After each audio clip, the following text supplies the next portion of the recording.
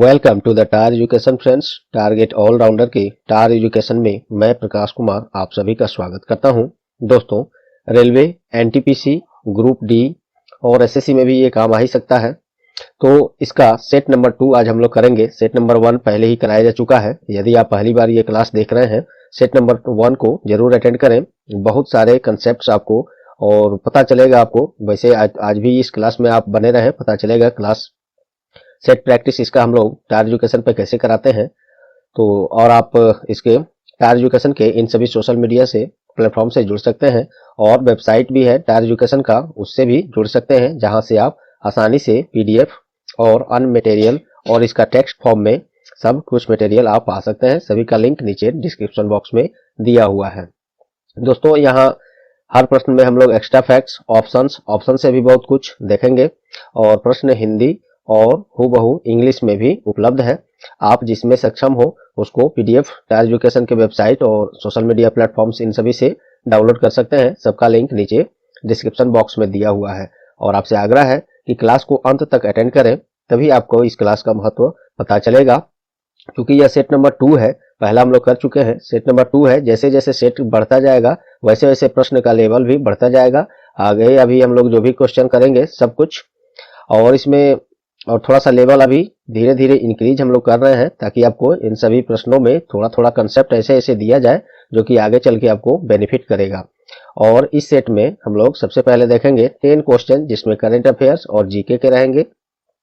उसके बाद 5 questions reasoning के रहेंगे और उसके बाद 5 क्वेश्चंस मैथ के रहेंगे, क्वांटिटेटिव एप्टीट्यूड के। टोटल 20 क्वेश्चन का ये सेट है। आप लोग का फीडबैक अगर रहेगा तो इस नंबर ऑफ क्वेश्चन जो 20 है इसको बढ़ाया जा सकता है और इसमें और क्या बदलाव चाहिए आप लोग बताएंगे, वैसे इसमें बदलाव किया जाएगा। तो चलिए बिना देर किए शुरू करते हैं आज का क्लास। पहला प्रश्न है, हाल ही में किस पत्रकार को जर्नलिस्ट ऑफ द ईयर 2022 चुना गया है? तो इसका सही जवाब है ए, डेनिस सिद्दीकी। डेनिस सिद्दीकी को जर्नलिस्ट ऑफ द ईयर 2020 का सम्मान से सम्मानित किया गया है। ये देखिए, इसके बारे में कुछ मुंबई प्रेस क्लब के द्वारा इस पुरस्कार को दिया जाता है। डेनिस सिद्दीकी को ये मरणोपरांत दिया गया है जर्नलिस्ट ऑफ द ईयर 2020 सम्मान से। और इसे भारत के मुख्य न्यायाधीश कौन है? एनबी रमन्ना है। अभी सर्वोच्च न्यायालय के मुख्य न्यायाधीश कौन है? एनबी रमन्ना। इन्हीं के द्वारा इन्हें डेनिस सिद्दीकी को यह सम्मान और Red Ink Award for excellence in journalism से सम्मानित किया गया है। और ये डेनिस सिद्दीकी जाने माने पत्रकार थे, ये तो है ही। पत्रकारिता करते हुए अफगानिस्तान में जब वो स्थिति अभी भी तो खैर वैसे ही है, खासकर उस समय जब अफगानिस्तान के काबुल में तालिबानियों द्वारा वो मामला चल रहा था, उस समय ये पत्रकारिता कर रहे थे। उसी दौरान इनका देहांत हो गया उसमें, और बस यही पॉइंट इसमें बताना था। चलिए, तो इनको मिला है जर्नलिस्ट ऑफ द ईयर 2020 पुरस्कार डेनिस सिद्दीकी को, वो भी मरणोपरांत। चलिए बाकी ऑप्शन से देखिए क्या क्या मिलता है आपको। एलोन मस्क को हाल ही में टाइम मैगजीन द्वारा क्या मिला है? एक पुरस्कार है, उसका नाम है, यहां लिख देता हूं मैं, person of the year 2021। Person of the year 2021 ये सम्मान किसे मिला है? एलोन मस्क को। एलोन मस्क कौन है? तो अमेरिकी एक प्राइवेट अंतरिक्ष एजेंसी है, क्या नाम है उसका? Space x. ये अमेरिकन प्राइवेट अंतरिक्ष एजेंसी है, उसी के मालिक हैं एलोन मस्क। टेस्ला मोटर जो है उसके भी मालिक सीईओ ये एलोन मस्क ही हैं। इन्हीं को मिला है टाइम मैगजीन के द्वारा पर्सन ऑफ द ईयर 2021 का सम्मान। कुमार मंगलम बिरला ये क्यों न्यूज में रहे हैं?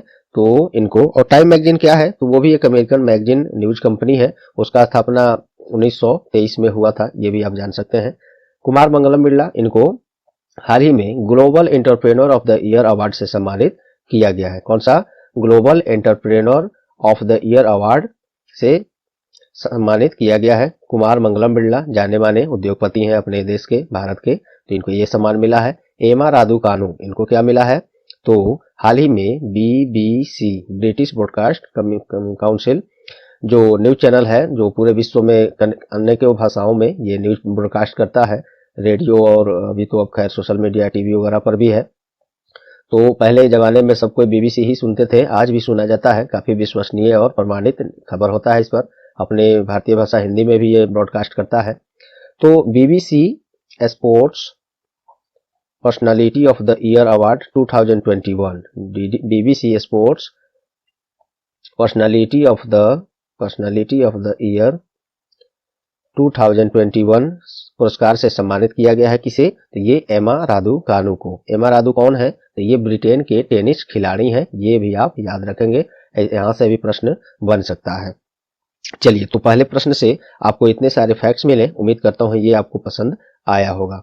दूसरा प्रश्न है दोस्तों, जिनको भी इंग्लिश का इसका चाहिए पीडीएफ, तो इंग्लिश में बिल्कुल उपलब्ध है। सभी प्रश्न यहाँ देखिए इंग्लिश में भी कराया गया है। तो इसके पीडीएफ पाने के लिए आप सोशल मीडिया प्लेटफॉर्म जो मैंने बताया और टायर एजुकेशन की वेबसाइट बताया, उन सभी का लिंक नीचे डिस्क्रिप्शन बॉक्स में दिया हुआ है, वहां से आप इसको ले पाएंगे। चलिए, दूसरा प्रश्न देखते हैं। झांसी रेलवे स्टेशन का नाम बदलकर अब नया नाम क्या रखा गया है? तो ये रखा गया है वीरांगना लक्ष्मीबाई। इसका नाम बदलकर झांसी रेलवे स्टेशन का वीरांगना लक्ष्मीबाई रख दिया गया है। तो इसको याद रखिएगा। कुछ फैक्ट्स हम लोग देख लेते हैं। उत्तर प्रदेश में है ये झांसी रेलवे स्टेशन। नाम अब नया नाम बदलकर हो गया वीरांगना लक्ष्मीबाई रेलवे स्टेशन। एक और अलग से जान लीजिए, मुगल सराय रेलवे स्टेशन का नाम बदलकर हाल ही में उत्तर प्रदेश में ही क्या किया गया है?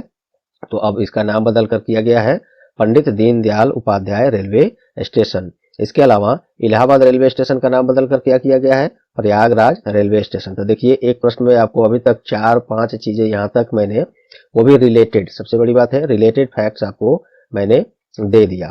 तो ये सब आपको नोट कर लेना चाहिए। स्क्रीनशॉट लेना हो तो ले सकते हैं, या पीडीएफ में भी आप पाएंगे। पीडीएफ में आपको मैं जितना बोल रहा हूं वो सब तो नहीं मिलेगा, केवल क्वेश्चन मिलेगा। तो आपको यहाँ क्लास अटेंड करना रेगुलर अति आवश्यक है या नहीं, ये आप समझ सकते हैं। चलिए, उत्तर प्रदेश में ये सभी रेलवे स्टेशन का नाम बदला गया है, उसके बारे में देख लेते हैं। उत्तर प्रदेश की राजधानी लखनऊ है और मुख्यमंत्री योगी आदित्यनाथ है। राज्यपाल वहां पे कौन है? आनंदीबेन पटेल है। तो ये सभी एक्स्ट्रा फैक्ट हुए।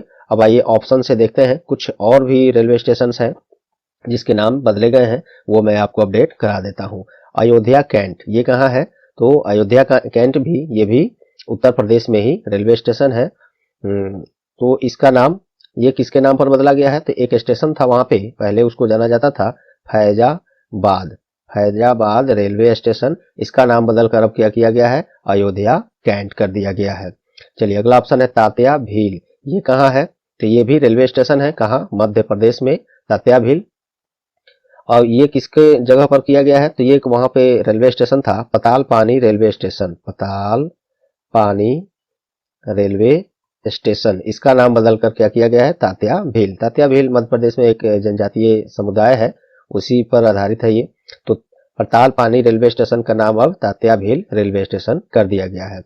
ये है रानी कमलापति, ये हबीबगंज रेलवे स्टेशन है। ये कहाँ है? तो मध्य प्रदेश के भोपाल में है हबीबगंज रेलवे स्टेशन।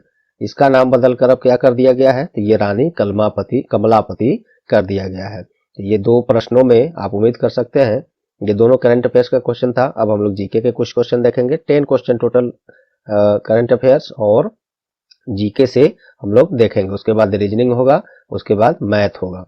और इसमें कुछ बदलाव आप चाहते हैं तो आप कमेंट करिएगा, तो उसके अनुसार हम लोग कमेंट इसको चेंज करने का पूरा प्रयास करेंगे, और चेंज करेंगे ही, क्योंकि आप ही लोग के लिए ये बनाया जा रहा है। चलिए, तीसरा प्रश्न देखते हैं। किससे, निम्नलिखित में से किससे सैंडलर कमीशन का संबंध है? सैंडलर कमीशन किससे संबंधित था? इसका सही जवाब है शिक्षा से। सैंडलर कमीशन शिक्षा से संबंधित है। ये प्रश्न आपको आ सकते हैं। आइए इसके बारे में पहले कुछ जानते हैं हम लोग फैक्ट्स। देखिए, सैंडलर कमीशन का संबंध शिक्षा से है, ये मैंने पॉइंट वाइज यहाँ दे दिया है। एक्चुअली में कोलकाता विश्वविद्यालय की समस्याओं का अध्ययन करने के लिए 1917 में डॉक्टर M.S. सैंडलर के नेतृत्व में एक आयोग गठित किया गया था, वही संबंधित है ये शिक्षा से। इस आयोग के द्वारा 3 महत्वपूर्ण सुझाव दिए गए थे, ये भी आपको जानना चाहिए। प्रश्न में ये जीके में आपको डीपली अगर पूछना हो तो इसको तोड़कर आपसे पूछ सकता है। ऑप्शन दे देगा एमसीक्यूज में निम्नलिखित में से कि सैंडलर कमेटी का क्या क्या सुझाव था या क्या नहीं था। तो सुझाव उन्होंने दिया था उस कमेटी के द्वारा, इंटरमीडिएट कक्षाएं विश्वविद्यालय से पृथक किया जाए और स्नातक की उपाधि के लिए त्रिवर्षीय पाठ्यक्रम लाया जाए नई स्तर पर, और बालिकाओं की शिक्षा के लिए विशेष बोर्ड बनाई जानी चाहिए। ये सभी सुझाव सैंडलर कमेटी के द्वारा दिया गया था जो कि शिक्षा से संबंधित था। पश्चिम बंगाल से संबंधित बातें हुई हैं तो इसके बारे में देख लीजिए। राजधानी कोलकाता है, मुख्य और कोलकाता राज्य का स्थापना 26 जनवरी 1950 में। मुख्यमंत्री वहां पे ममता बनर्जी हैं और राज्यपाल जगदीप धनखड़ हैं।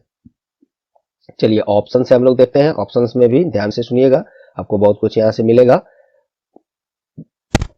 या ठीक है, बाकी यहाँ ऑप्शन से तो हम कुछ नहीं दे सकते यहाँ पे, ये इस ऑप्शन से, क्योंकि बस ये सैंडलर कमीशन के बारे में, ये शिक्षा से संबंधित था और इसके बारे में मैंने ये सारे फैक्ट्स आपको दिए हैं। चलिए नेक्स्ट क्वेश्चन देखते हैं। यहाँ पे ऑप्शन से भी आपको मैं कुछ बताऊंगा। साबरमती आश्रम की स्थापना किस वर्ष की गई थी? हो सकता है काफी इजी हो, लेकिन इसके बारे में और कुछ यहाँ पे, और ये बाकी ऑप्शन आपको बहुत कुछ देकर जाएगा। तो इसका सही जवाब पहले क्या है? साबरमती आश्रम की स्थापना 1916 में किया गया था। और इसके बारे में कुछ देखिए। राष्ट्रपति श्री महात्मा गांधी के द्वारा 1916 में साबरमती आश्रम का स्थापना किया गया, ये भी जानना चाहिए आपको।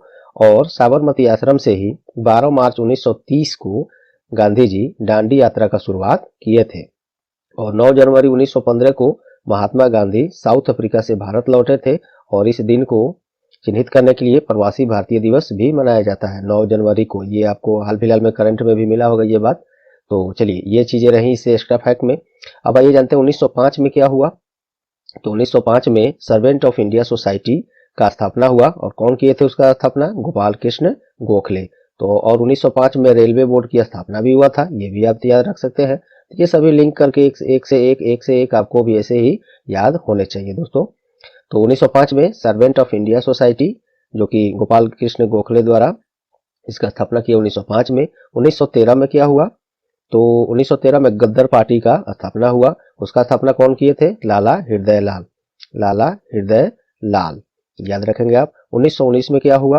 तो 1919 में खिलाफत आंदोलन, खिलाफत, इसको हिंदी में लिख देता हूं, खिलाफत आंदोलन का आंदोलन का शुरुआत कब हुआ? तो 1919 में हुआ और किसने किया था? तो ये अली बंधुओं के द्वारा खिलाफत आंदोलन का शुरुआत किया गया। तो चौथे प्रश्न से आपको ये सभी फैक्ट्स मिले। उम्मीद करता हूं यहां तक आपको पसंद आए होंगे। यदि दोस्तों पसंद आ रहा है तो अभी वीडियो को लाइक दबा ही दें और कुछ सेकेंड्स अपना अभी या वीडियो के लास्ट में देकर इस सेशन को, इस क्लास को शेयर जरूर कर देंगे, ताकि आपको आपके कुछ सेकेंड से टायर एजुकेशन का सहयोग हो पाए, हम लोग की फैमिली बढ़ पाए और हम लोग प्रोत्साहित होकर और बेहतर करने का प्रयास करें। और चैनल पर आप नए हैं या चैनल को अब तक सब्सक्राइब नहीं किए हैं तो सब्सक्राइब बटन भी दबा देंगे। तो चलिए आगे देखते हैं। वायुमंडल की किस परत में मौसम संबंधी सभी घटनाएं होती हैं? तो इसका सही जवाब है क्षोभ मंडल में। मौसम संबंधी जो भी घटनाएं घटती है वो किस मंडल में? तो क्षोभ मंडल में घटित होती है। यहाँ पे मैंने दिया है वही बात। यह पृथ्वी के वायुमंडल का सबसे निचला हिस्सा होता है, सबसे निचला परत होता है ये क्षोभ मंडल का, जिसमें मौसमी घटनाएं घटती हैं और ये सतह से 18 किलोमीटर लगभग एवरेज औसतन ये दूरी पर होता है, ऊंचाई तक होता है। ध्रुवों पर ये 8 किलोमीटर और विषुवत रेखा पर 18 किलोमीटर की ऊंचाई या परत कहिए उतने पर है इसका। क्षोभ मंडल को संवहन मंडल और अधोमंडल भी कहते हैं, ये भी आप बिल्कुल याद रखिएगा। देखिए इसमें एक भी पॉइंट ऐसा नहीं है जो आपको एक अलग से प्रश्न न बन पाए और सभी ये प्रश्न बन चुके हैं इस तरह से, तभी मैंने आपको यहाँ पे दिया है। चलिए बाकी ये देखते हैं 5वां प्रश्न का टोटल, ये मैंने आपको जो बताया महत्वपूर्ण है या नहीं, आपका इस कमेंट में चाहूंगा, कमेंट में जरूर बताएं कि आपको हाँ ये सभी क्लासेज, ये सभी प्रश्न और प्रश्न को बताने का तरीका, साथ में जो फैक्ट्स दिया जा रहा है वो आपको पसंद आ रहे हैं कि नहीं। चलिए दोस्तों नेक्स्ट है, हाल ही में किस भारतीय संविधान के अनुच्छेद में राज्य में विधानसभा गठन का प्रावधान है?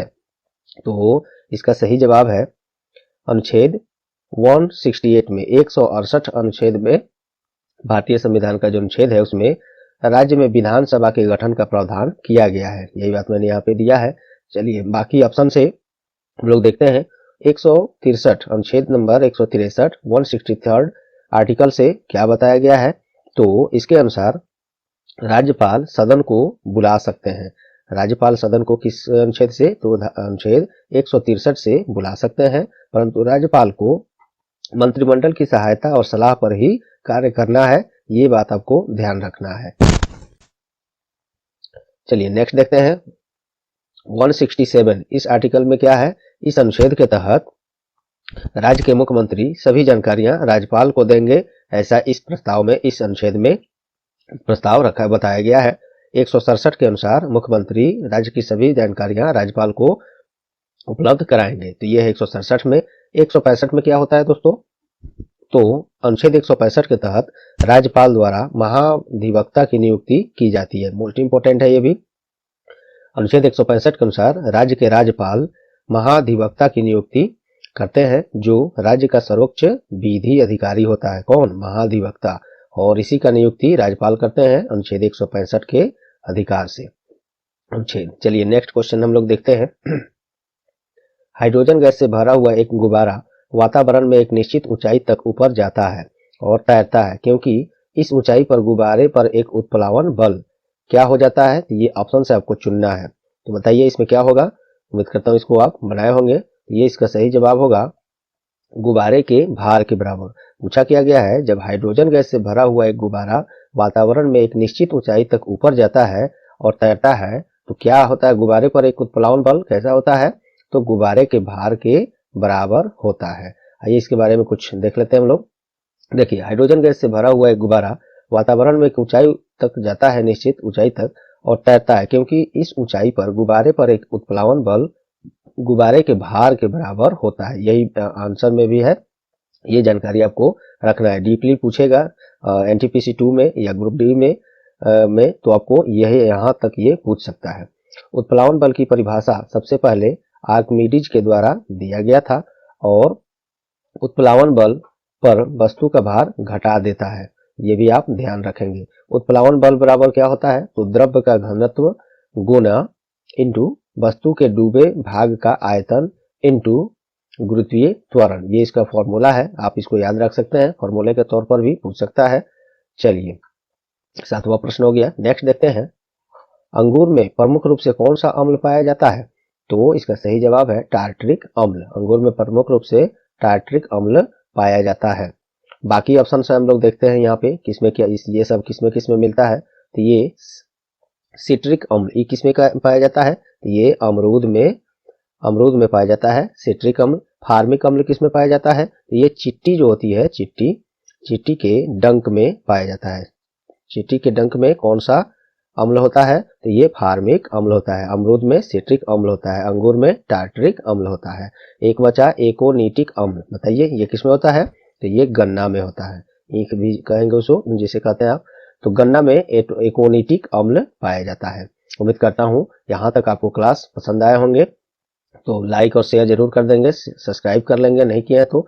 और एक महत्वपूर्ण सूचना दोस्तों, आप करंट अफेयर्स का क्लास अगर पहले से करते हैं तो आपको तो मालूम होगा, मुझे बताने की जरूरत नहीं है। जो लोग नए हैं उनको मैं बता दूं, डेली करंट अफेयर्स का क्लास टार एजुकेशन पर जो कराया जाता है उसे आप एक दिन अटेंड करके सुबह में देखें।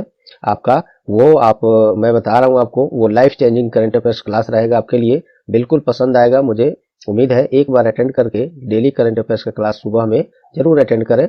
आपसे आग्रह है, इसको अटेंड जरूर करें, तभी आपको पता चलेगा जो मैं बोल रहा हूँ। बोलने से नहीं समझ में आएगा। आप अटेंड करें एक बार और देखें करंट अफेयर्स क्लास हम लोग। जब देखिए हम यहाँ पे आपको एक प्रैक्टिस सेट में इस तरह से हर क्वेश्चन में कितना कुछ दे रहे हैं, कैसे दे रहे हैं, तो उसी तरह से उससे बेहतर आप उम्मीद कर सकते हैं। इसको जरूर अटेंड कीजिएगा दोस्तों। चलिए, तो और ऐसे इस वीडियो के डिस्क्रिप्शन बॉक्स में प्ले लिस्ट में दे दूंगा सभी ये क्लासेज का, डेली का, करंट अफेयर्स का, टॉपिक वाइज क्लास का और प्रैक्टिस सेट का। ये सब आप आसानी से डिस्क्रिप्शन बॉक्स में लिंक में दे रहा हूँ नीचे, वहां से भी पा सकते हैं। ज्यादा ढूंढना नहीं पड़ेगा आपको।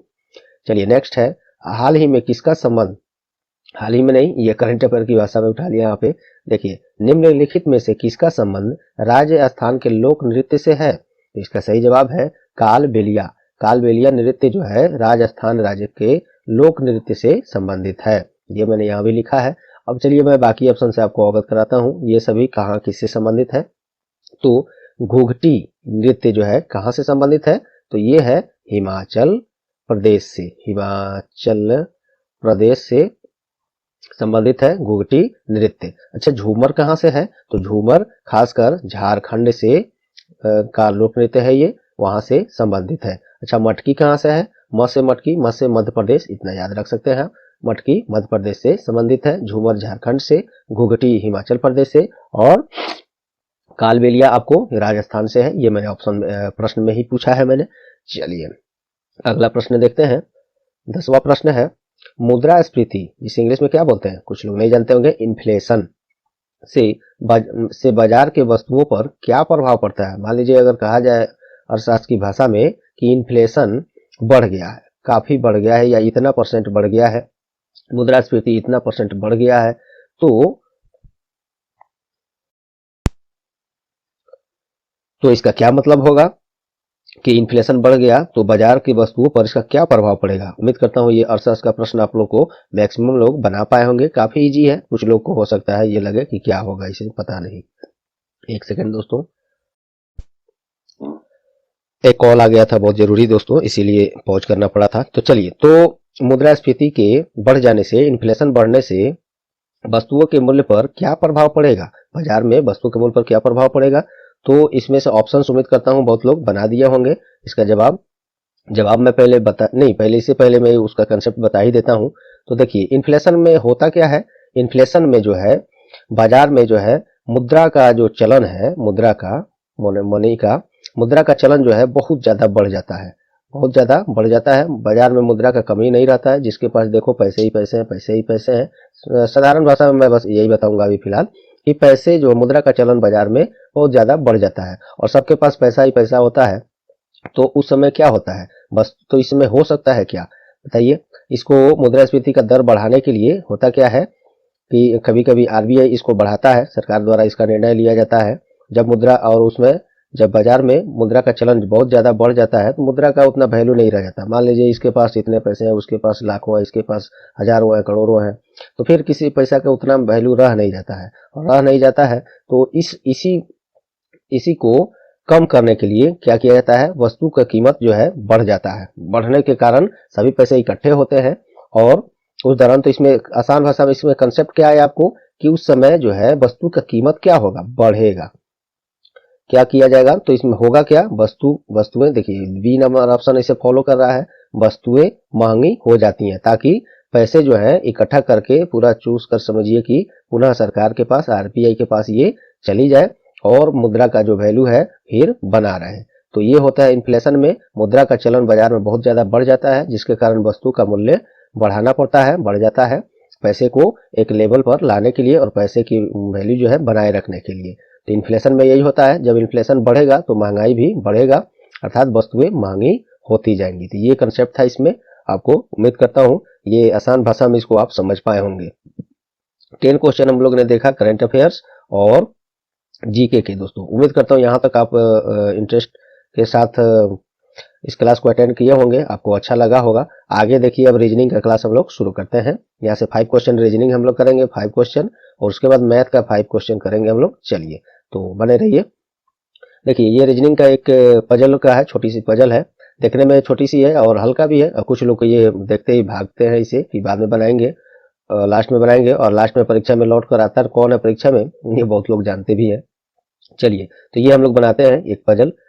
8 दोस्त एक गोल मेज, इसको मैं पहले माउस से दिखाता हूं। 8 दोस्त एक गोल मेज पर एक दूसरे की तरफ मुंह करके चाय पी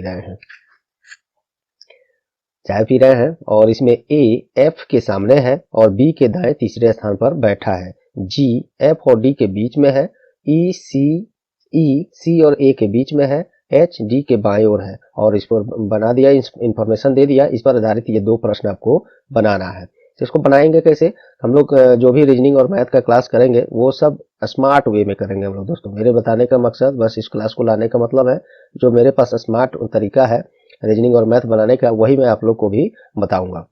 इसको बनाने का क्या आइडिया है, देखिए सबसे पहले तो कह रहा है कि 8 दोस्त हैं, गोल मेज पर एक दूसरे के तरफ मुंह करके बैठे हैं। इसका मतलब क्या हुआ, पहले एक आप सर्कल बना लीजिए ऐसे और 8 बना दीजिए, 1 2 3 4 5 3 3 6 7 8। और मुंह एक दूसरे की तरफ मुंह कब करेंगे, जब ये अंदर की तरफ देखेंगे ऐसे, तभी तो सबका मुंह एक दूसरे की तरफ होगा।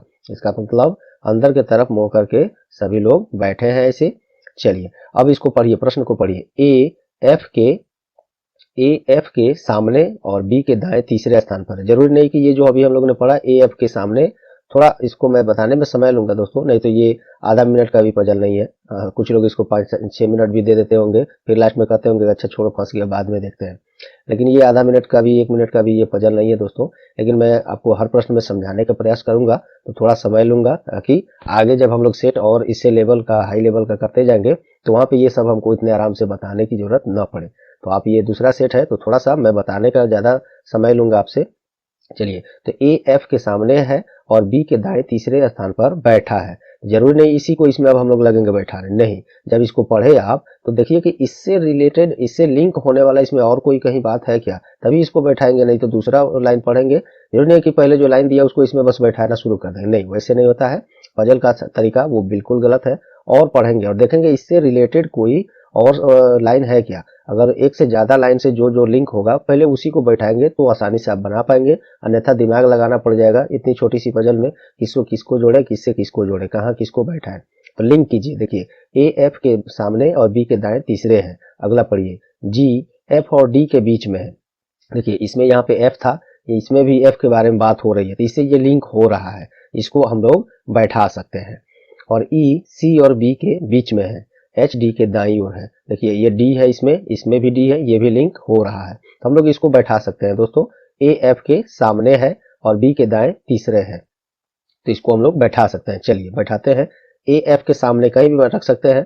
ए मान लीजिए यहाँ पे है, ए यहाँ पे देते हैं, एफ के सामने है तो इसके ठीक सामने कौन, ये यहाँ आएगा एफ, ये लाइन आपका हो गया, ए एफ के सामने है और बी के दाएं तीसरे है। किसके बारे में बात बोल रहा है, ए एफ के सामने है और बी के दाएं तीसरे कौन, ए के बारे में बोला जा रहा है। और का मतलब ये और ही तो हुआ ना, ए एफ के सामने और का मतलब ए के बारे में बात हो रही है। तो ए एफ के सामने हो गया और बी के दाएं तीसरे स्थान पर बैठा है कौन, ए। तो बी के दाएं तीसरे कौन होगा, देखिए जब अंदर करके मुंह बैठा है, मान लीजिए यहाँ पर आप हैं, यहाँ पर हैं, तो आपके दाहिने कैसे होगा, इधर इधर ही तो आपका दाहिना आ रहा है ना। तो इसी क्रम में और बाएं जब कहे अंदर करके बैठे हैं तो इधर जाइएगा तो दाहिने होता जाएगा, ये दाहिने होते जाएगा, ऐसे दाहिने एंटी क्लॉक जाइएगा तो दाहिने होता जाएगा जहां भी बैठिए। और क्लॉक वाइज जाइएगा जब, तो वो आपके बाएं, जब यहाँ पे मान लीजिए यहाँ पे बैठे हैं तो आपका बाएं कैसे होगा, आपके अपने आप को यहाँ पे बैठा कर देखिए, बाएं इस साइड हो रहा है, तो ये क्लॉक वाइज जाइएगा तो ये बाएं होते जाएगा और एंटी क्लॉक जाइएगा तो दाहिने होता जाएगा। तो बोला है कि ए एफ के सामने है जो कि हम लोग यहाँ पे बैठा लिए और बी के दाएं तीसरे हैं, तो कहाँ रखेंगे इधर बी को यहाँ कहाँ रखेंगे कि उसके दाएं तीसरे ए बैठेगा। तो देखिए यहाँ अगर रखते हैं तो 1 2 3 सही बैठ रहा है, तो यहाँ पे बी होगा, यहाँ पे बी बैठा दिए। तो अभी तक ये बात पूरा हो गया कि ए एफ के सामने है और बी के दाएं तीसरे, देखिए बी यहाँ है तो 1 2 3, बी के दाएं तीसरे ये ए हो गया, ये लाइन और ये लाइन लिंक हो गया, ये लाइन सिंगल था लिंक हो गया। अब कह रहा है जी एफ और डी के बीच में है, जी एफ और डी के बीच में है, तो जी को एफ और डी, तो एफ यहाँ है, ठीक है, एफ यहाँ है और डी के बीच में, तो डी देखिए यहाँ हो सकता है तब जाकर जी यहाँ रख सकते हैं। एक पोजीशन ऐसा भी होगा कि एफ यहाँ है तो डी यहाँ रख सकते हैं, तो जी यहाँ रखेंगे, लेकिन यहाँ पे जी तो नहीं होगा क्योंकि पहले से क्या है, बी बैठा हुआ है। तो सीधे सीधे क्लियर हो गया कि यहाँ पे एफ के बाद यहाँ पे डी होगा और बीच में उसके जी कह रहा है तो यहाँ पे डी बैठाइए और यहाँ पे जी आ जाएगा। तो ये लाइन को फॉलो कर गया, जी एफ और डी के बीच में है। काफी इजी है दोस्तों, बस बताने का मुझे तरीका बता रहा हूँ आहिस्ता से, कि जो लोग बिल्कुल नए हैं वो लोग भी इसे ऐसे प्रश्न को हल्का में लें, कि हल्का में ही लेना है दोस्तों। कुछ लोग बोलते हैं हल्का में ना लिया करो, तो यहाँ पे हल्का में लिया करो। इसमें इस पर ऐसे प्रश्न को देखकर आप अगर डर जाते हैं तो बिल्कुल नहीं, वैसे नहीं करना है। आप एक बार इसको थोड़ा सा समय दीजिए, समझिए कि हम परीक्षा में नहीं बैठे हैं, घर पर सीख रहे हैं, और उसको बनाइए 2 4 5 10 जब ऐसे बनाइएगा आपको कंसेप्ट खुलेगा, आप में वो आप प्रोत्साहित हो जाएंगे और देखेंगे कि बिल्कुल अरे यार इसमें कुछ नहीं है। चलिए अगला लाइन हम लोग करते हैं, ई सी और ए के बीच में है, ई सी और ए के बीच में है। तो पहले से देखिए इसमें ए है और सी और ई तो इसमें है नहीं पहले से, केवल इस लाइन में से ए लिंक हो रहा है, यहाँ पे ए है, तो कह रहा है कि ई जो है सी और ए के बीच में है। तो ए सी और ई, अगर सी यहाँ पे रखेंगे तो सी तो यहाँ होगा नहीं, ताकि यहाँ पे ई रख दिया जाए तो नहीं होगा, तो यहाँ पे होगा नहीं। और तो कहाँ रख सकते हैं, ए के बाद सी यहाँ रख सकते हैं और बीच में ये जो ई कह रहा है वो हो सकता है। तो बिल्कुल इजी है यार, इसमें तो कुछ करना ही नहीं था। तो ए और यहाँ पे सी रखेंगे तो ये लाइन पूरा हो जाएगा आपका, सी और ए के बीच में ई है, ई सी और ए के बीच में है, तो ए यहाँ पे हो गया और सी यहाँ पे हो गया, ई यहाँ पे बीच में आ गया। और अगला लाइन क्या है, एच डी के बाईं ओर है, एच डी के बाईं ओर है, तो देखिए एक ही जगह तो बच रहा है, एच जो है यहाँ पे दिया है एच डी के बाएं ओर है, अब कहाँ है ये नहीं बोला है। और वैसे भी आप देखिए तो डी के बाएं क्या हुआ, आप यहाँ पे बैठ कर देखिए, खुद को बैठाइए, बाएं आपका कहाँ आ रहा है, यहाँ क्लॉकवाइज जाइएगा, तो मैंने बोला था क्लॉकवाइज जाइएगा तो बाएं इधर जाने लगेगा। यहाँ पर बैठा कर देखिए आपका बाएं इधर आ रहा है, तो एच यहाँ क्या बोल रहा है, एच डी के बाईं ओर है, अब कहाँ है, पहला बार है, दूसरा बार है, तीसरा बार में है, ये नहीं बोला है, तो कहीं भी जगह मिलता इसको तो आप इधर बैठा सकते थे। और दरअसल ऐसे भी देखा जाए तो ये देखिए कहीं जगह खाली नहीं है, बस डी के बाईं ओर एक यही जगह बचा है, यहाँ पे एच बैठा दीजिए, हो गया, ये सीरीज आपका कंप्लीट हो गया। तो बी एफ इसको मैं मिला लूँ, B F A C B F G, A C B F G D H, सही है। चलिए अब इस पर आधारित ये बन गया, कितने लोग बनाए होंगे, ऐसा बना है, देखिए इसमें समय लिया जाता तो विद इन 1 मिनट सीरीज इसको डायग्राम बनाकर और इन दोनों प्रश्न को हम लोग जवाब भी दे दिए रहते। बस यहाँ बताने का तरीका आप लोग को मुझे मेन मकसद था कि कब किसको बना, किसी लाइन को इसमें से उठाकर बनाना शुरू नहीं कर देंगे, सबको पढ़ेंगे, एक दूसरे से लिंक करेंगे, जिससे जो ज्यादा लिंक करेगा उसी को पहले इसमें शिफ्ट करेंगे। तो देखिए ये तो इतना इजी था कि हम क्या बताएं, इस प्रश्न को मुझे लेना ही नहीं चाहिए था, खैर बताना है, अभी सिखाना है तो ये प्रश्न जरूरी भी है। अच्छा है, चलिए बन गया डायग्राम पजल का।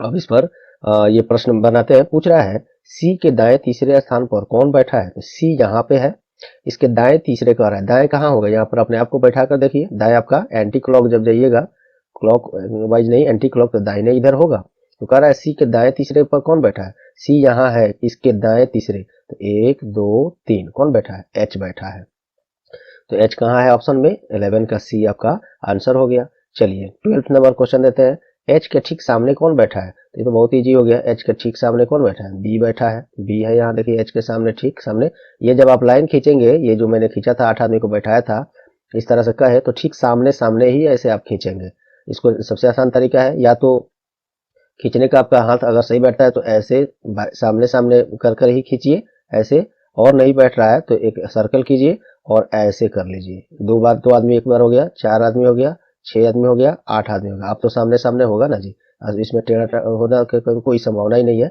मैं वैसे ऐसे करता हूँ, दोनों में से जो आपको पसंद आए वो करिएगा। तो एच के ठीक सामने कौन है, तो एच के सामने ठीक सामने देखिए बी है, बी, डी नंबर ऑप्शन हो गया। तो इस क्वेश्चन में था कुछ नहीं, लेकिन ले लिया अपन 7 मिनट ये आपको समझाने के कारण। चलिए अगला प्रश्न देखते हैं, निम्नलिखित दिए गए श्रृंखला को पूरा करें, तो इसको बनाने का बहुत सारा तरीका हो सकता है, हम लोग सबसे स्मार्ट तरीका और इसको कैसे आसानी से जज करेंगे ये हम लोग देखेंगे। देखिए ये 4/8 से 3/5 हो गया, 3/5 से 5/7 हो गया, 5/7 से 14/18 हो गया, और नेक्स्ट में आपसे पूछा जा रहा है कि तो इसी आधार पर, इस सीरीज के आधार पर यहाँ पे क्या आएगा, तो कैसे करेंगे, जांच कैसे करेंगे, देखिए यहाँ से यहाँ जाने में -1 दिख रहा है, यहाँ से आने में +2 हो रहा है, यहाँ से आने में एक अचानक क्या हो गया 9 प्लस हो रहा है, तो 1 2 9 ये कुछ जच नहीं रहा है, और नीचे भी उसी तरह का है, तो कोई और आइडिया देखेंगे, हो सकता है कहीं यहाँ से यहाँ जाने में आपको, देखिए बताने के लिए इसका मेरे पास तो आंसर है डायरेक्ट बता दूंगा, लेकिन वो परीक्षा में उस तरह से थोड़ी होगा, आपको परीक्षा में दिमाग लगाना होगा एग्जाम्स में कि स्मार्ट वे में, और वो भी काफी फास्ट कि क्या हो सकता है। तो देखिए 3 से हम लोग देखते हैं, एक 3 से एक देखिए क्या हो रहा है, अगर 3 बन जाए यहाँ पे देखा जाए तो 3 एकम 3 2 5, यहाँ पे मैं लिख के करता हूँ, यहाँ पे 3/5 से लीजिए, क्योंकि 4/8 से 3/5 जाने में कुछ ज्यादा का रिलेशन नहीं बैठ रहा है, अगर यहाँ पे 3/5 से 5/7 तक जाए तो क्या क्या हमको अनुमान लग सकता है, देखिए 3 में इंटू 1 करें, 3 एकम 3 2 5, ये हो सकता है, हो जा रहा है। यहाँ देखिए 5 में 1 से गुना करें, 5 एकम 5 प्लस 2, ये 7 हो जा रहा है। अब इसी तरह आगे देखते हैं अगला सीरीज में क्या हो रहा है, अगला में क्या है जाना है, तो हम लोग को 14/18 पर जाना है, ये कैसे हो सकता है, तो ये हो सकता है 5 इंटू 2 देख कर करें, 5 इंटू 2 तो 5 दूना 10 4 14, यहाँ पे क्या है 7 है, 7 है, तो 7 इंटू 2 करें, 7 दूनी 14 4 18, यहाँ तक भी फिट हो रहा है। तो यहाँ अब 8 है, यहाँ पे वही नियम लगा के आंसर तो हम लोग ला देंगे, लेकिन हम लोग इसके बारे में तो अभी नहीं सोचे हैं, इससे इसे रिलेशन तो नहीं देखे हैं कि फॉलो यही कर रहा है कि नहीं। तो देखिए एक चीज मिलाइए आप, यहाँ पे 1 से गुना हुआ, अब इस बार 2 से गुना हुआ, हो सकता है यहाँ पे 3 से गुना हो या 4 से गुना हो। यहाँ पे भी 1 से गुना हुआ, यहाँ पे 2 से गुना हुआ। जोड़ने में भी देखिए यहाँ 2 जुटा है, उसके बाद 4 जुटा है, मतलब इसका मल्टीपल दोगुना होते जा रहा है। 1 से गुना हुआ, 2 से हुआ, दोगुना हुआ, 2 जुड़ा है, फिर 4 जुड़ा है, दोगुना जुड़ते जा रहा है। तो यहाँ पे जब 1 से 2 हुआ है, 2 से हो सकता है अब 4 गया हो, तो कहीं इसके पहले पॉइंट एक किसी एक से नंबर से ये दुगुना होकर आया होगा ना एक, तो आधा का दुगुना 1 होता है। तो हो सकता है कहीं 0.5 से ये गुना करके और जोड़ 1 करके गया हो। तो चलिए हम लोग चेक करते हैं इसको, पहले इसको अब हम मिटा देते हैं थोड़ा, या पहले इसको चेक कर ही लेते हैं। तो 4 में 0. आधा से मतलब गुना करें और जोड़े कितना, 1 जोड़े तो कितना आएगा, तो 4 पचे 20, मतलब 2 आएगा यहाँ से, इतना दूर में प्लस 1 करेंगे तो 3 होगा। और नीचे में क्या है, 8 है, 8 में भी 0.5 से गुना करें तो 8 में 0.5 मतलब आधा से गुना करेंगे कितना, 4 होगा, और प्लस 1 करेंगे तो 5 होगा। देखिए 3/5 यहाँ पे फॉलो तो कर रहा है, तो हो सकता है यही हो, और बिल्कुल फॉलो कर रहा है दोस्तों। इसका मतलब सीरीज हम लोग पकड़ चुके हैं। ये आधा 1 2 फिर 2 का दुगुना 4, 4 का दुगुना 8, ऐसे ऐसे करके ये हो रहा है। ये सीरीज हम लोग इस तरह से ये पर आधारित है। अब बस यही रूल लगा देंगे आगे तक। अब फटाफट हम लोग देखिए चेक कर लेते हैं। देखिए इसमें गुना कीजिए आधा से, तो 4 पचे 20, 2 प्लस 1 3 आ जा रहा है, ठीक है। यहाँ भी देखिए 8 में 0.5 से गुना कीजिए, 4 आएगा, प्लस इसका दुगुना कितना होगा 1, तो 8 पचे 40, 4 और 1 5। देखिए यहाँ तक सही है। इसके आगे देखिए अब सबका दुगुना होते जा रहे हैं, तो आधा का दुगुना कितना होगा, ये आधा का दुगुना 1, तो इस बार 1 से गुना कीजिए, और ये 1 का दुगुना कितना होगा 2, तो यहाँ 2 जोड़िए, तो देखिए 3 एकम 3 और 2 5 आ गया, सही है। 5 में भी वैसे ही कीजिए। अब ये आधा का दुगुना कितना होगा, गुना 1 करेंगे, और 1 का दुगुना कितना होगा, प्लस 2 करेंगे, तो 5 एकम 5 और 2 7, बिल्कुल फॉलो कर रहा है। फिर आगे बढ़िए दोनों में, तो अब इस बार 1 का दुगुना कितना हो गया 2, तो गुना 2 इसमें करेंगे, और ये 2 का दुगुना कितना होगा 4, तो 4 जोड़ेंगे, करके देखिए 5 दूना 10 और 4 14, ये देखिए बिल्कुल आ रहा है। और फिर उसी तरह इसमें 1 का दुगुना 2, तो इसमें 2 से गुना करेंगे, और 2 का दुगुना 4, तो 4 जोड़ेंगे, 7 दूने 14 और प्लस ये 4 करेंगे, देखिए 18 आ गया, बिल्कुल फॉलो कर रहा है। बस समझ में आ गया, ये हर बार दुगुना होते जा रहा है सबका। अब 14 में ये 2 से गुना करेंगे हम लोग, तो कितना आएगा, 2 नहीं, 2 से तो यहाँ पे गुना हुआ है, वहां पे कितने से गुना होगा, उसका दुगुना लेंगे ना, तो गुने 4 करेंगे, और जोड़ इसका दुगुना कितना होगा 4 का 8, तो इसको करके देखिए 14 चौका 56, 8 कितना हुआ 64 हो गया। बाटे में अब ये 18 में, अब ये 2 का दुगुना कितना 4 से गुना करना पड़ेगा, प्लस 4 का दुगुना कितना होगा 8 हो गया, तो इसको करके देखिए 18 चौके 72 और 8 कितना हो गया 80। तो देखिए ऑप्शन में है क्या 64/80, तो बिल्कुल है, ये ए नंबर ऑप्शन में आपको ये आंसर आ गया। देखिए ये शुरू में ही मैं जो यहाँ से 3/5 से 5/7 का रिलेशन जोड़ के चेक किया, आप स्मार्ट बच्चे यहीं पे चेक कर लिए होंगे, 4 वाले से ही 3 वाले में इसको चेक कर लिए होंगे। यहीं पे आपको दिख रहा था कि वो 4 में 0.5 से करते हैं, आधा से गुना करते हैं, 4 पचे 20 मतलब 2 और 1 3 आ रहा है। बटा में ये 8 से देखते हैं, 8 पचे 40, 8 कम में आधा से गुना करते हैं, ये सब माइंड में करना है, ये सब माइंड में चेक करना है, फटाफट मैं लिख कर आपको बता रहा हूँ। तो 8 पचे 40, 4 और 1 जोड़ेंगे तो 5, हाँ 3/5 तो आ रहा है। देखते हैं इसके आगे, अब 3 एकम 3, और अब आधा का दुगुना करेंगे तो 1, 3 एकम 3 और 1 का दुगुना जोड़ेंगे मतलब 2, तो 3 एकम 3 2 5, सही है। आगे 5 भी आ रहा है, यहाँ देखिए 5 आ रहा है, 5 गुने एक वही ऊपर में जो हो रहा है नीचे भी होता है, 5 एकम 5 2 7, बिल्कुल यहाँ पे आ रहा है, ये फॉलो कर गया। फिर 5/7 से भी आगे बढ़ के वैसे ही देखते कि आधा से गुना हुआ, 1 से गुना हुआ, 1 जुड़ा 2 जुड़ा, मतलब दुगुना होते जा रहा है, फिर आधा से गुना हो रहा है, अब 1 से गुना हो रहा है, 1 जुटा है, इसका दुगुना 2 जुटा है, अब 1 से गुना, आधा से गुना हुआ, 1 से गुना हुआ, अब इसका दुगुना 2 से गुना करके देखते हैं, और जोड़ने की बात रही तो 1 जुटा है, दुगुना 2 जुटा है, इसका दुगुना 4 जोड़ के देखते हैं। इसमें भी वही बात करते हैं, गुना 2 से करते, जोड़ 4 करते, तो कितना आ जाता 5 दूना 10 4 14, ये 7 दूनी 14 4 18। देखिए सभी कुछ यहाँ पे आते जा रहा है, तो ये सब स्मार्ट बच्चे माइंड में ही फटाफट इसको चेक कर लेते हैं। तो यही करना था हम लोग को माइंड में, जो कि मैंने पकड़ने के लिए इसको कैसे, अगर डायरेक्ट नहीं पकड़ में आ रहा है तो आप कैसे इसको लेकर आगे चेक करते बढ़ते। तो ये क्वेश्चन में ये 5-6 मिनट लग गया, लेकिन आपको उम्मीद करता हूँ इसको पकड़ना कैसे है। बहुत तरह के तरीके हो सकते हैं दोस्तों। इसमें कभी हम लोग डिफरेंस निकाल कर चेक करते हैं कि यहाँ से यहाँ कितना माइनस या कितना प्लस हो रहा है। हालांकि ये इसमें दोनों है, गुना भी हो रहा है, जुड़ भी रहा है, और गुना जोड़ होने के दौरान वो दुगुना भी होते जा रहा है, हर बार यहाँ से वहाँ दुगुना भी होते जा रहा है। तो ये आसान क्वेश्चन नहीं था, ये आसान क्वेश्चन नहीं था, आसान था बिल्कुल, लेकिन जो नए लोग हैं, कंसेप्ट अगर इसका जो भी डिफरेंट कंसेप्ट हो सकते हैं, सभी कंसेप्ट आपको ये कब आएगा, जब ज्यादा से ज्यादा सेट बनाइएगा तो एक से बढ़कर एक कंसेप्ट आपको प्रश्न मिलते जाएंगे, कंसेप्ट उसका दिमाग में रहेगा, कोई भी कभी भी अप्लाई जहां हो जाए लगाइए, मारिए, भागिए आगे, और एग्जाम में सबसे आगे रहिए। चलिए अगला प्रश्न देखते हैं। 14 नंबर प्रश्न, बी डी की माँ है। ये ब्लड रिलेशन से संबंधित एक प्रश्न है। देखते हैं। बी डी की माँ है और सी डी का भाई है, एच ई की बेटी है, जबकि डी ई की पत्नी है, तो ई का सी से क्या संबंध है। ब्लड रिलेशन भी कई तरीके से लोग बनाते हैं दोस्तों।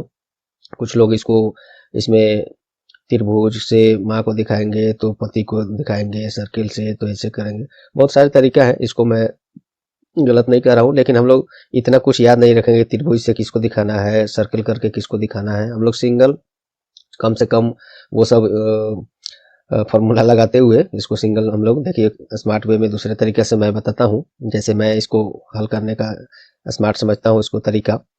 इसमें हम लोग जनरेशन देखेंगे। देखिए सबसे छोटा जनरेशन जो है उसको सबसे, मान लीजिए 1 नंबर पे यहाँ है, यहाँ पे जो बच्चे हैं उसको इस जनरेशन में दिखाएंगे, फिर इस बच्चे के जो माँ बाप है दूसरे जनरेशन में दिखाएंगे यहाँ पे, फिर इनके जो माँ बाप है तीसरे जनरेशन पर दिखाएंगे। इस तरह से छोटे जनरेशन से बढ़ते हुए ऊपर की तरफ इसको फिट करेंगे, और इस तरीके से हम लोग बनाएंगे। वैसे टॉपिक वाइज क्लास जब ब्लड रिलेशन का हम कराएंगे उसमें आप लोगों को काफी डिटेल में समझाएंगे इसको। फिलहाल इसको बस प्रश्न बनाना है, एक प्रश्न से जितना कुछ सीख पाएंगे आप यहाँ पे सीखेंगे। चलिए इसको हल करते हैं। तो मैंने बता दिया यहाँ पे आपको जनरेशन कैसे, सबसे छोटा उसके बाद बड़ा उसके बाद बड़ा बढ़ते जाना है। तो इसको पढ़िए। देखिए इसमें भी ऊपर जो हम लोग प्रश्न बनाए हैं इसमें कि किससे कौन रिलेट कर रहा है, नहीं ये जो पजल हम लोग बनाए थे, किससे कौन रिलेट कर रहा है, कौन सा लाइन किससे, उसको उससे लिंक करके उसी को पहले बनाएंगे। वही प्रक्रिया इसमें भी हम लोग अपनाएंगे।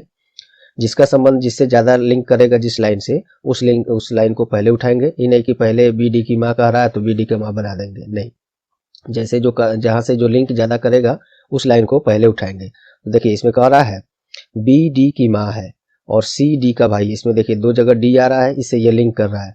फिर इसमें एच ई की बेटी है, जबकि डी ई की पत्नी है। एक बार देखिए डी इसमें भी है, इसमें भी है, और यहाँ भी है, ये तीनों लिंक कर रहा है। तो पहले इन सबको उठाएंगे, बाद में इसका जरूरत पड़ने पर इसको भी लगाएंगे।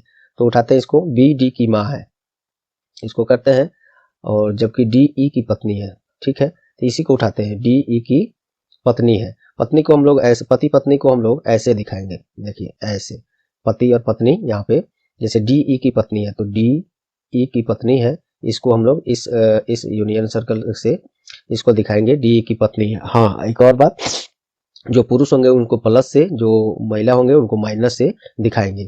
तो यहाँ कह रहा है डी ई की पत्नी है, कौन महिला हुआ इसमें ये महिला हुआ, डी ई की पत्नी है, तो इसको माइनस का सिंबल यहाँ पे दे देंगे। और डी ई की पत्नी है तो डी ई की पत्नी महिला हो गई तो ये पुरुष हो ही गया, क्लियर है। अब कह रहा है कि अब यहाँ पे आइए, बी डी की माँ है, बी डी, इसको थोड़ा सा दोस्तों नीचे से आने दीजिए, 1 सेकेंड, थोड़ा और नीचे से आने दीजिए, जगह बना रहेगा।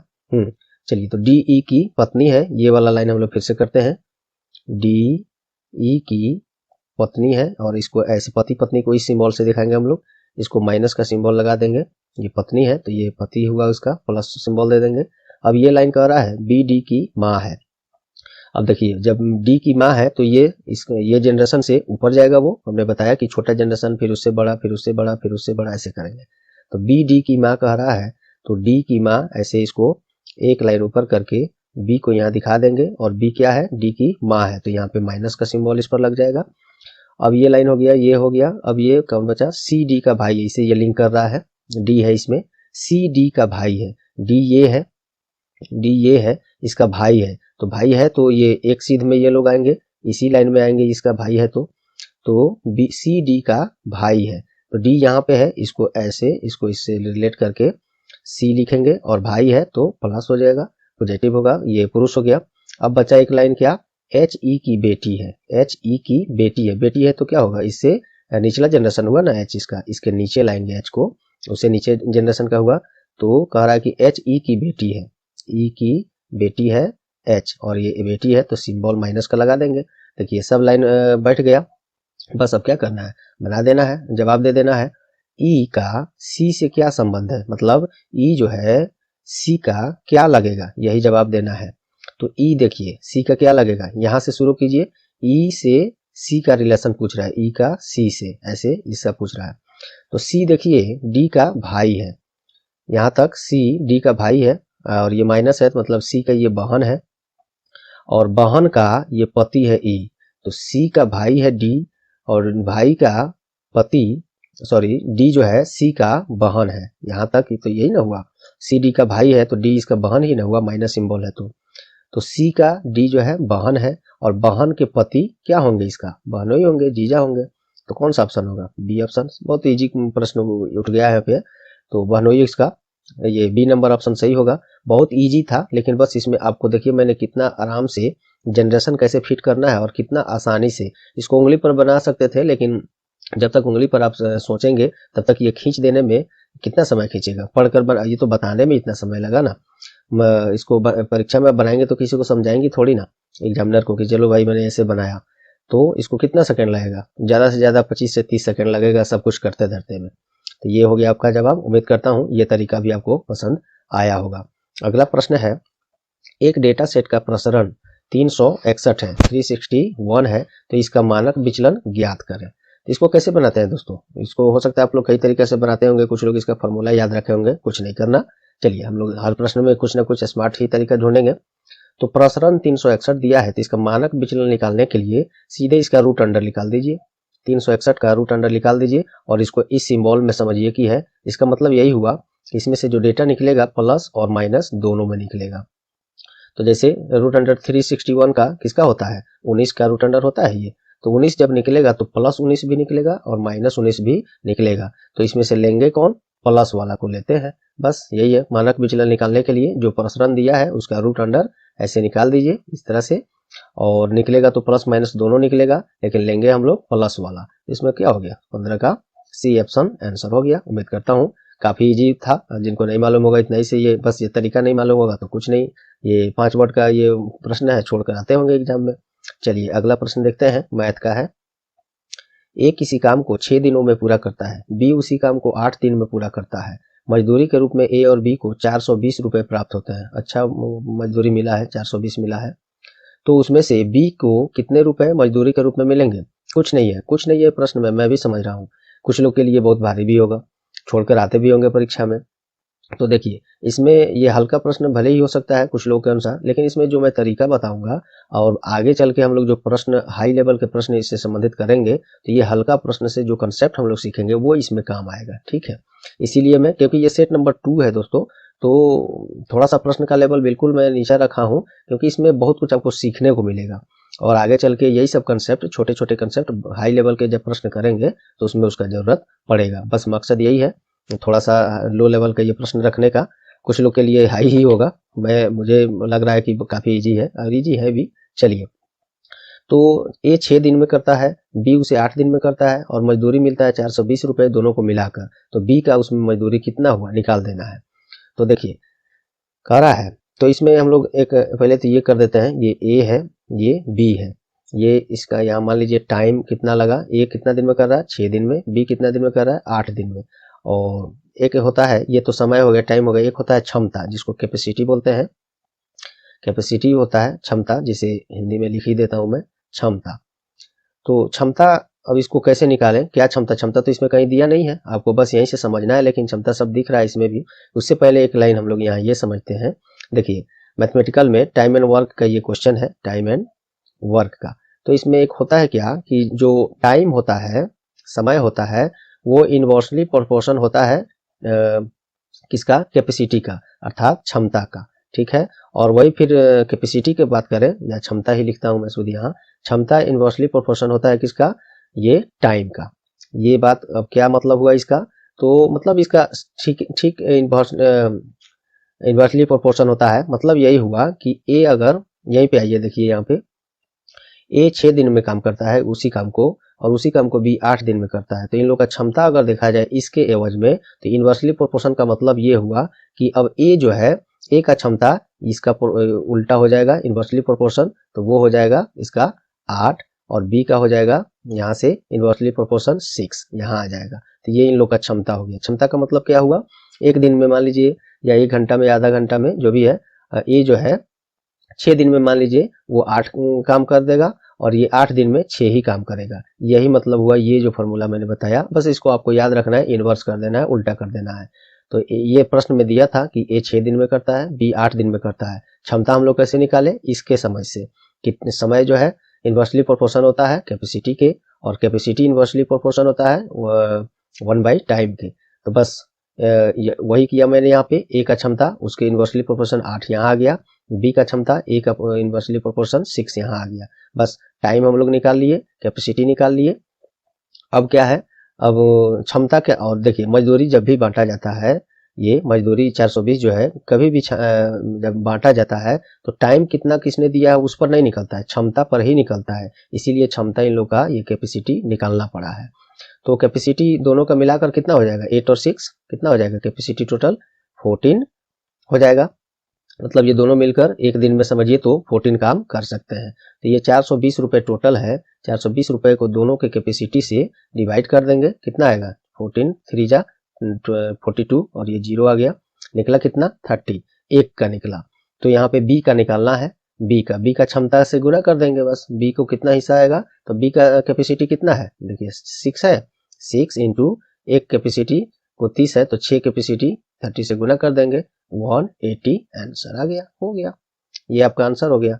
बस इसमें कुछ था क्या, ये आप मुझे बिना पेन पेपर के नहीं निकाल सकते थे, बिल्कुल निकाल सकते थे। मैं तो बनाता तो इसी तरह से बिना देखे, 6 और 8 देख रहा है तो इन्वर्सली प्रोपोर्शन इसका 8 हो जाता, इसका 6 हो जाता, दोनों को 14 से जोड़ के यहीं पे मैं मन में डिवाइड कर लेता, 30 आया, 30 को फिर बी का माना कितना लाया, 6 आया, तो 6 से गुना कर देते, 6 3 18 180 बिना कुछ लगाए निकाल देता मैं।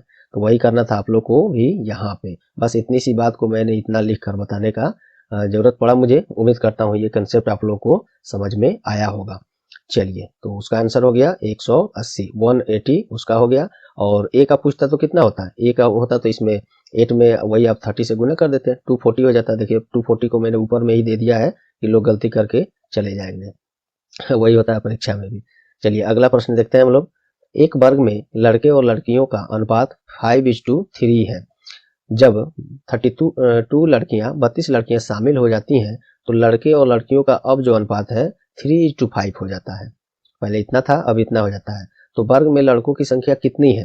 काफी इजी प्रश्न है, बहुत ही इजी प्रश्न है। लेकिन इसको भी कुछ लोग क्या करेंगे कि x वगैरह मान के, कि माना कि लड़के 5x है, लड़कियां 3x है, और उसमें से ये गया वो गया, वो बहुत लंबा चौड़ा कहानी हो जाता है यार, वो नहीं करना है। देखिए मैं यहाँ पे आपको रेशियो मेथड से इस प्रश्न को बनाने का बताता हूँ। वो भी जब आप सीख जाएंगे, 2-4 प्रश्न उस पर आधारित कर लेंगे, तो आसानी से ऐसे प्रश्न कम से कम बिना एक्स वगैरह लगाए वगैरह ये सब आप कर सकते हैं। तो देखिए उसको कैसे करेंगे। पहले कह रहा है लड़के बॉयज और गर्ल्स की रेशियो जो है कितना है, 5:3 है, 5:3 है। और जब 32 लड़कियां शामिल हो जाती हैं तब लड़के और लड़कियों का अनुपात कितना हो जाता है, 3:5 हो जाता है। अब हो जाता है कितना, 3:5।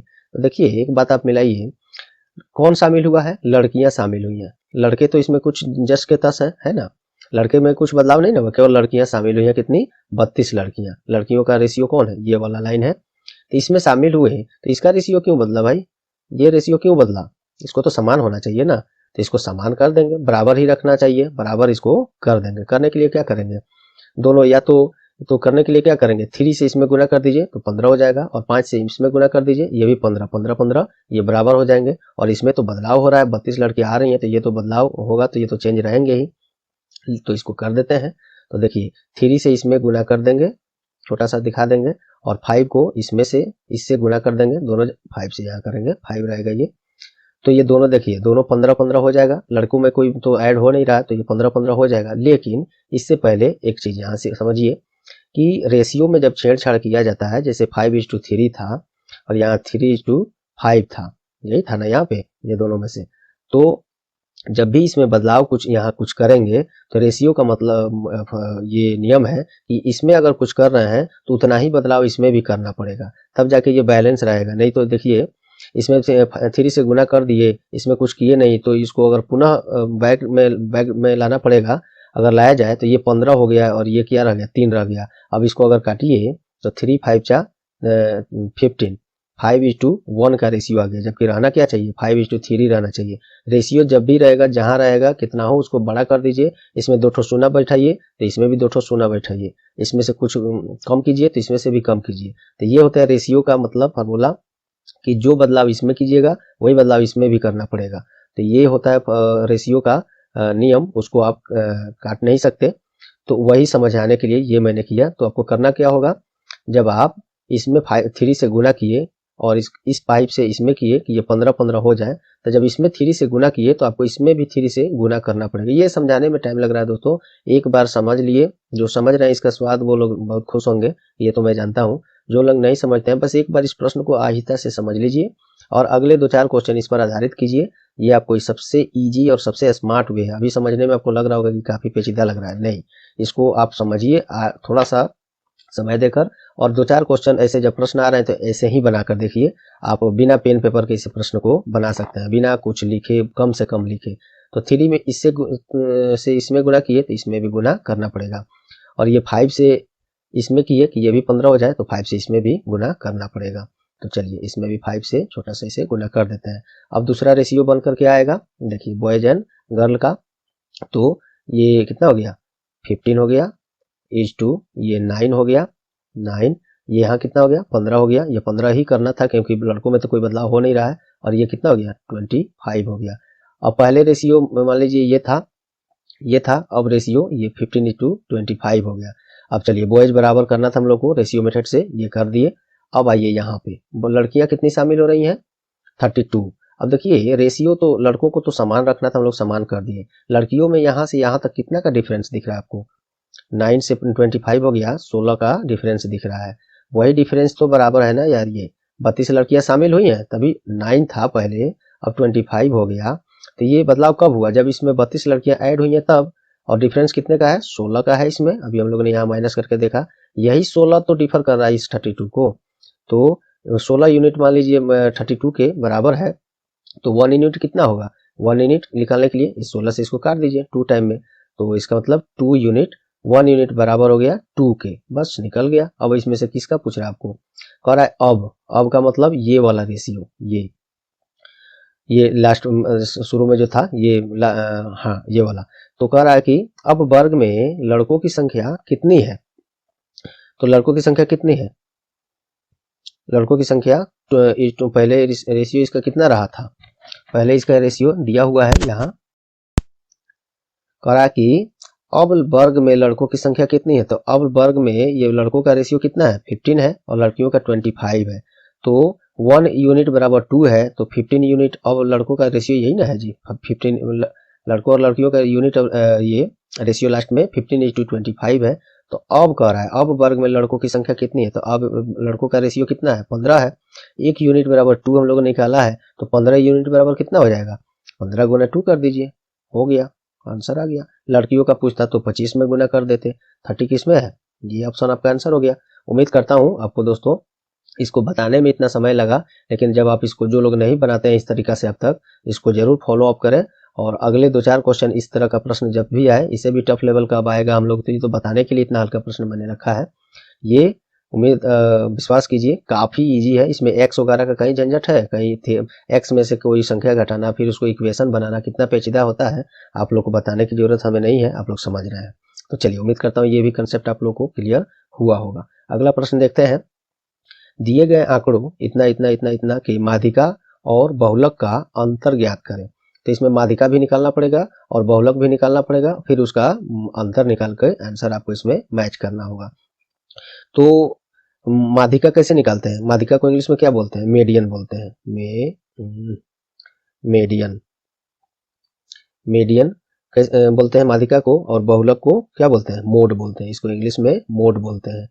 तो पहले माध्यिका चलिए निकालते हैं। माध्यिका निकालने के लिए क्या करेंगे, इन सभी संख्याओं को असेंडिंग ऑर्डर में असेंडिंग ऑर्डर का मतलब बढ़ते क्रम में सजाएंगे। सबसे पहले बढ़ते असेंडिंग ऑर्डर में इसको सजा देंगे, अर्थात बढ़ते क्रम में। हिंदी वाले बस सुनते चलेंगे, और असेंडिंग का मतलब वो बढ़ते, इतना तो एटलीस्ट आप लोग जानते ही होंगे हिंदी वाले। असेंडिंग ऑर्डर में इसको सजा दीजिए। तो इसमें देखिए सबसे पहले क्या दिख रहा है, इसमें 2 तो है नहीं, 2 नहीं है, 3 है, 4 है, 5 है, 6 है। तो 3 पहले आ रहा है, उसको पहले सब लिख लीजिए।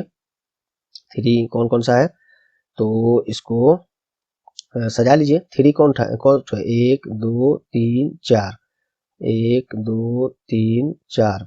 उसके बाद 4 को उठाइए, 4 ही है। उसके बाद 1 2 ठो 4 है, 2 ठो 4 लिखिए। अलग इसमें कॉमा है सब में, मैं लिख नहीं रहा हूँ, ये चलिए लिख ही दिया। और उसके बाद क्या 5 है, 1 2 ठो 5 है, वो भी लिख दीजिए। और उसके बाद एक ठो 6 है, 6 भी लिख दिए। सब असेंडिंग ऑर्डर अर्थात बढ़ते क्रम में इसको सजा दिए। और और ठीक बीच में इसके जो आएगा, दोनों तरफ से छांटने के बाद ठीक बीच में जो आएगा वही उसका क्या हो जाता है, मीन होता है, माध्यिका हो जाता है, मीडियन हो जाता है। और मीन क्या होता है, सबको जोड़ के उतना से भाग दे देते हैं तो वो मीन हो जाता है, माध्यिका हो जाता है, एवरेज हो जाता है। तो चलिए, तो ये सब हम लोग सजा दिए। और ठीक बीच में कौन आ रहा है उसको, तो मान लीजिए ये तो कम संख्या है, तो आप क्या करेंगे कि 3 1 4 और 3 1 4, 4 को इधर छाटेंगे, 4 ठो को इधर छाट देंगे, 4 ठो को इधर छाट देंगे, बीच में आया 4, यही हो गया। ये तो कम संख्याओं में थे ये लोग, तो आप आसानी से इतना इधर छाट दिए, इतना इधर छाट दिए, और बीच वाला को निकाल लिए। लेकिन ज्यादा संख्या में, जो बहुत ज्यादा संख्या में ये सब रहता तो कैसे निकालते, तो उसके लिए भी एक तरीका है, आप उसको ऐसे ध्यान में आज रख ले।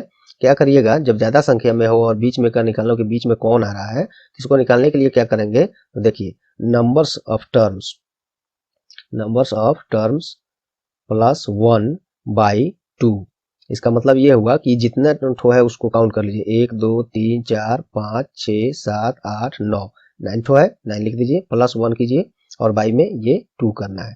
2 तो कितना हो गया, 10 बाई 2 इक्वल टू 5। बस इसका मतलब ये हुआ कि किधर से भी, इधर से या इधर से, ज्यादा संख्याओं में रहता तो ये तो हल्का था, तो आप आधा आधा छाट दिए। तो इधर से या इधर से, पांचवें नंबर पर जो भी पड़ेगा वही बीच में वो उसका मीडियन होगा। तो देखिए 1 2 3 4, 1 2 3 4 5, पांचवा ये 4 आ रहा है। इधर से भी देखिए 1 2 3 4 5, पांचवा नंबर पर ये आ रहा है। अब ज्यादा संख्याओं में ये सब लोग रहता तो आपको कितना छाटे इधर, कितना छाटे इधर, बार बार मिलाते रह जाते। और ये तरीका जब आपको ये मालूम पड़ गया कि इधर से भी पांचवा पर जो पड़ रहा है वही ठीक बीच में होगा, इसका यही मतलब है। ये बस कितना, नंबर ऑफ टर्म्स का मतलब जो लोग जितना है उतना प्लस 1 करके 2 से भाग दे दीजिए। 5 आया, 5 का मतलब पांचवा जिधर से भी मन करे आप काउंट करके देख लीजिए, पांचवें स्थान पर ये आ रहा है, 4 हो गया। अर्थात मीडियन क्या आ गया आपका, माध्यिका क्या आ गया, 4 आ गया। बस इसको रहने दीजिए। अब निकालना है बहुलक। बहुलक का मतलब क्या होता है, मैक्सिमम रिपीटेड नंबर इसमें जो होगा वही आपका बहुलक होता है। इसमें सबसे ज्यादा बार कौन आया है, सबसे ज्यादा बार इसमें देखिए 3 जो है, 1 2 3 4 बार आया है, 4 1 2 बार आया है, 5 2 बार आया है, 6 1 बार आया है। ज्यादा बार कौन आया है, 3 आया है। यही आपका मोड हो जाएगा, MODE, मोड मतलब बहुलक, ये मीडियन है। तो मोड कितना आ गया आपका, सबसे ज्यादा बार मतलब most repeated, maximum repeated digit इसमें जो है वो आपका मोड होता है। तो 3 ज्यादा से ज्यादा बार इसमें रिपीट हुआ है, वही आपका मोड हो गया। अब क्या पूछ रहा है, माध्यिका और बहुलक का अंतर। तो माध्यिका 4 है और बहुलक 3 है, इसका अंतर निकाल दीजिए, कितना आया, 1 आया। ये आपका आंसर हो गया। उम्मीद करता हूँ इसमें आप लोग को ये प्रश्न आपको रेलवे में अधिकतर आता है, सीख पाए अच्छा से, और ये तरीका आप लोग को बिल्कुल पसंद आया। और इसमें एक चीज और है जो कि मैं आपको सस्पेंस में रखूंगा। मान लीजिए ये तो अकेली आया, ये जो 4 आया है, ये जो अकेले आया है, तो आप निकाल लिए कि हाँ चलो मीडियन 4 हो गया, यहाँ लिख लिए। लेकिन बीच में 2 संख्या, मान लीजिए यहाँ पे मैं 7 और लगा देता हूँ, और यहाँ पे, तो यहाँ पे कितना आता, तो ये बीच में 2 ठो को छाटना पड़ता, बीच में आपको 2 ठो को, 2 ठो को क्या करेंगे कि वो मीडियन होगा। अब इसको निकालने के लिए एक और तरीका है जो कि मैं आपको बताऊंगा। जब बीच में 2 ठो संख्याएं आ जाए तब उसको मीन माध्यिका जो है मीडियन कैसे निकालेंगे, उसके लिए एक छोटा सा कंसेप्ट है, बहुत ही स्मार्ट। इस तरीका को मैं अगले सेट में आप लोग को, इस सेट में अगर परफॉर्मेंस कमेंट और रिव्यू अच्छा रहा तो अगले सेट में इस पर आधारित एक प्रश्न बिल्कुल मैं लेकर आऊंगा और उस कंसेप्ट को आप लोग को सिखाऊंगा। तो देखते हैं कितने लोग चाहते हैं कि इस कंसेप्ट को सीखना है, अगले सेट में उस तरह का प्रश्न एक लाया जाए, मैं उसको लाऊंगा। चलिए अगला प्रश्न है, एक समबाहुभुज की एक अंतःकोण और एक बहिष्कोण का अनुपात 4:1 है, तो बहुभुज की भुजाओं की संख्या ज्ञात कीजिए। ये तो फार्मूला बेस्ड क्वेश्चन है दोस्तों, इसमें भी स्मार्ट वे हम लोग करेंगे, लेकिन फार्मूला आपको वो जानकारी रहना चाहिए, क्योंकि ज्योमेट्री अलजेब्रा ये सब कुछ कुछ है जो कि आपको फार्मूला जरूरी है। तो इसको निकालने के लिए अंतःकोण और बहिष्कोण का रेशियो जो है इतना दिया हुआ है, तो बहुभुज के भुजाओं की संख्या निकालने के लिए हम लोग को कुछ बातें जानकारी होनी चाहिए। तो अंतःकोण हम लोग जानते हैं कि अंतःकोण और बाह्य कोण का योग कितना होता है, 180 होता है। तो देखिए अंतःकोण और बाह्य कोण का अनुपात इतना दिया है, इसी को अंतःकोण इसमें ये है 4 है और बाह्य कोण 1 है। इसको वेरिएशन इसमें वेरिएबल लगा दीजिए। 4x मान लीजिए अंतःकोण है और 1 है, तो 1x मान लीजिए बाह्य कोण है। इन लोग का योग जो है 180 डिग्री होगा। तो ये कितना हो गया, 5x बराबर 1:180 या और x बराबर, इसको 5 से काट दीजिए, कितना आएगा 30 आएगा, 36 आएगा, सॉरी 36। अब ये भी जो हमने लिखा है ये तो माइंड में आप नहीं कर सकते थे, हम बताने के लिए इतना लिखना पड़ा है। यहीं पे आपको दिख रहा है कि 4 और 1 5x हो गया, 5x से 180 को घटा देना है, तो 36 आया x का वैल्यू यहाँ पे। मतलब 4 से गुना करेंगे 36 में तो इसका आ जाएगा, x में गुना करेंगे तो वो तो 1 है ही, तो 36 ये आ गया।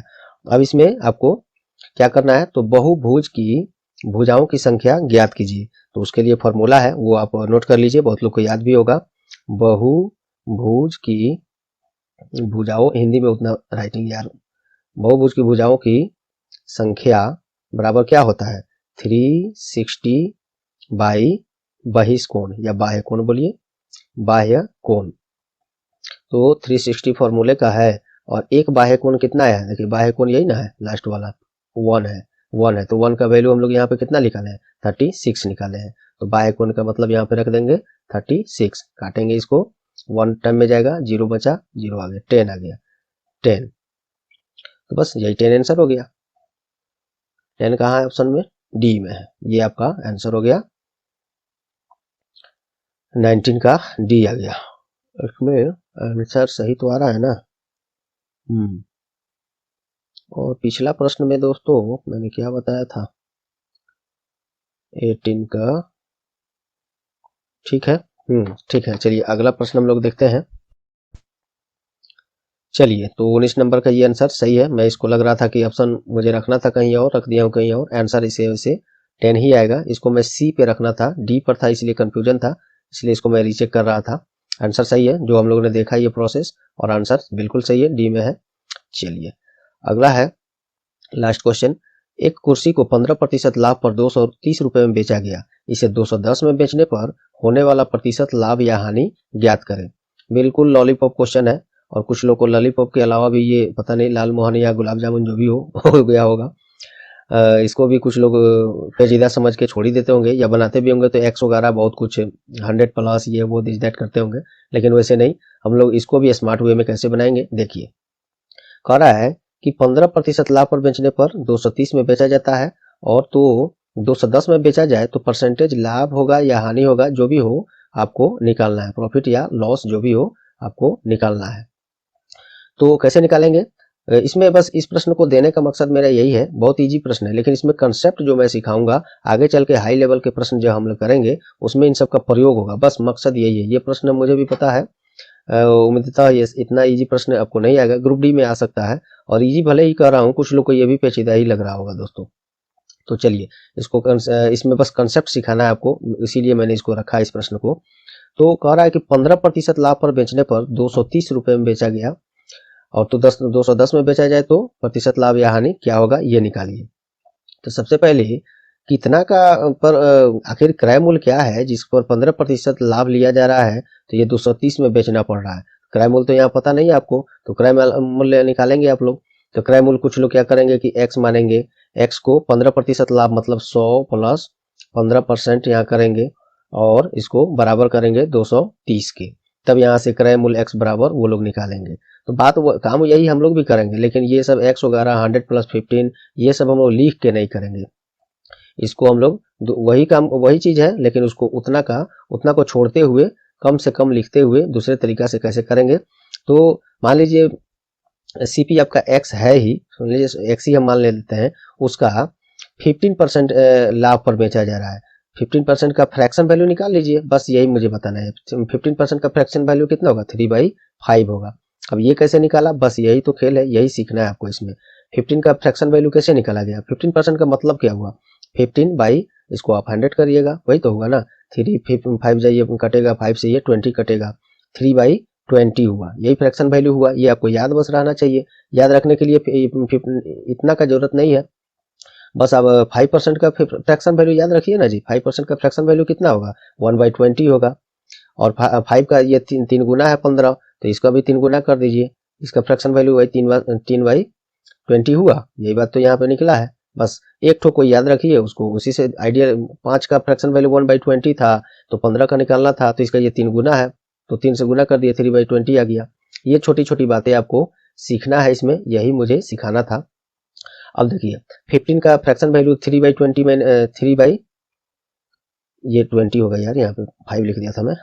चलिए, तो 3/20 आया। तो अब इसमें मुझे सिखाना क्या है, 3/20 में जब भी बात हो के कि प्रॉफिट हुआ है, बढ़ोतरी हुआ है, प्रॉफिट हुआ है, बढ़ोतरी हुआ है, या पॉजिटिव बात हो चले, तो इसको क्या करेंगे, सिंपल सा। इसमें देखिए, इस पिछले क्लास में भी एक प्रश्न था, उसे मैं बताया था।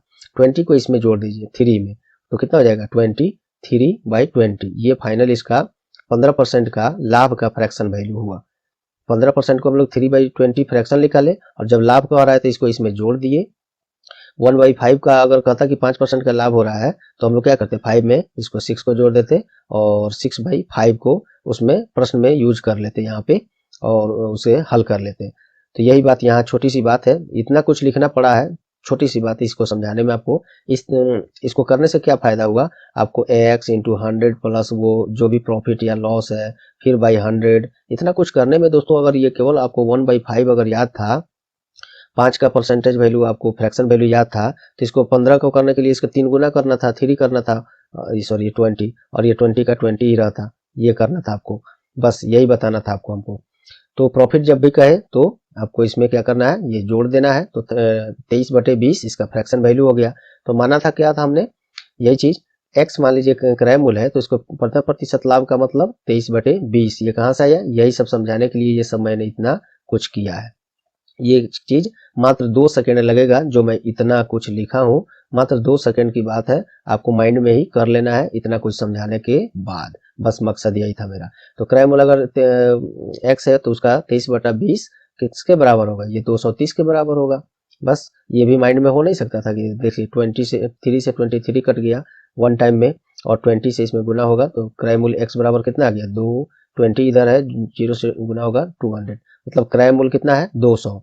तो कह रहा है कि 210 में बेचा जाए तो क्या लाभ होगा, क्रय मूल्य 200 है और बिक रहा है, अब कितना एसपी कितना है, 210 है, 210 है, तो प्रॉफिट कितना हो जाएगा, प्रॉफिट आप इसमें से क्रय मूल्य में से एसपी को घटाइएगा, कितना आ गया, प्रॉफिट आपको 10 हो गया। ये 10 हो गया, तो यही पूछ रहा है कि ये, अब इसको 10 रुपया में पूछता तब बोलता कि 10 रुपए का भाई लाभ हो रहा है 210 रुपए में बेचने पर, लेकिन इसको कह रहा है कि इसको परसेंटेज में बता दीजिए, यहाँ पे पढ़ रहा है ना, परसेंटेज लाभ या हानि बताइए। तो परसेंटेज के निकालने के लिए क्या करेंगे, इसको परसेंटेज में बदल देंगे। 210 का वो कितने परसेंट है, 210 का 210 नहीं, क्रय मूल्य का ना निकालेंगे, क्रय मूल्य पर प्रॉफिट एंड लॉस निकलता है। तो 200 का, इसको भी थोड़ा सा लिख के मैं बताता हूँ, जो कि लिखना जरूरी नहीं है एग्जाम में। 200 का कितना परसेंट है, ये गुना है, 200 का कितना परसेंट है, ये 10। तो ये अब क्या करिएगा, 0 से 00 कट गया, x बराबर, और ये 2 से 5 कटेगा, ये वाट बराबर यहाँ पे कितना आ गया, 5% प्रॉफिट आ गया। यही आंसर हो गया आपका। ये देखिए शुरू में ही हानि वाला दिया है, तो ये गलत है, लाभ वाला आपका आंसर हो जाएगा। तो दोस्तों उम्मीद करता हूँ छोटे छोटे प्रश्नों में मैं आपको, बस मकसद था बहुत कुछ इसमें छोटी छोटी बातें बताना, जो कि आगे चल के आपको बहुत बहुत बड़े बड़े फायदे दिलाएंगे। और उम्मीद करता हूँ तो ये आपको इसमें आज के क्लास में बहुत कुछ कंसेप्ट आपको सीखने को मिला।